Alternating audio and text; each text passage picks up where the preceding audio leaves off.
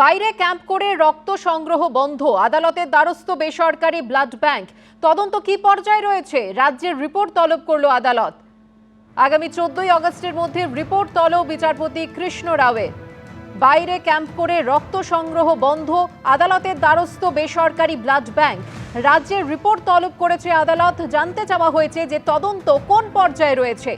আগামী 14ই আগস্টের মধ্যে বিচারপতি কৃষ্ণ রাও রিপোর্ট তলব করেছেন। সৌভিক মজুমদার আমাদের প্রতিনিধি আরো বিস্তারিত এই বিষয়ে জানাবেন। সৌভিক, কি জানতে পারছো?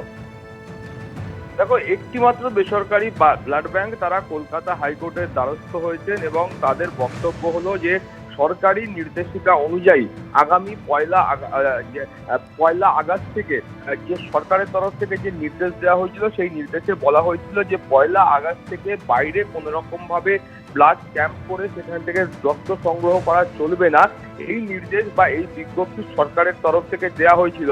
ফলে ব্লাড ব্যাংকের বক্তব্য হচ্ছে যে এই নির্দেশিকা কিন্তু কার্যত একটি বেআইনি নির্দেশিকা এবং এই নির্দেশিকার কার্যত কোনো রকম গুরুত্ব নেই। তার কারণ হিসেবে তারা বলছেন যে তারা সমস্ত রকম নিয়ম মেনে কাজ করেন, এমনকি সরকারের তরফ থেকে যখন রিকুইজিশন দেওয়া হয় সেই সময়ও কিন্তু এই ব্লাড ব্যাংকটিকে রিকুইজিশন সেই ব্লাড ব্যাংকের কাছে পাঠানো হয়। ফলে তারা সমস্ত রকম নিয়ম মেনে কাজ করছেন, কিন্তু যে বাইরে থেকে রক্ত সংগ্রহ করার যে বিজ্ঞপ্তি দেওয়া হয়েছে সেই বিজ্ঞপ্তিটা একেবারেই ঠিক নয় এবং উপযুক্ত গাইডলাইন মেনে এই বিজ্ঞপ্তি দেওয়া হয়নি, এমনটাই কিন্তু ব্লাড ব্যাংক কর্তৃপক্ষের বক্তব্য।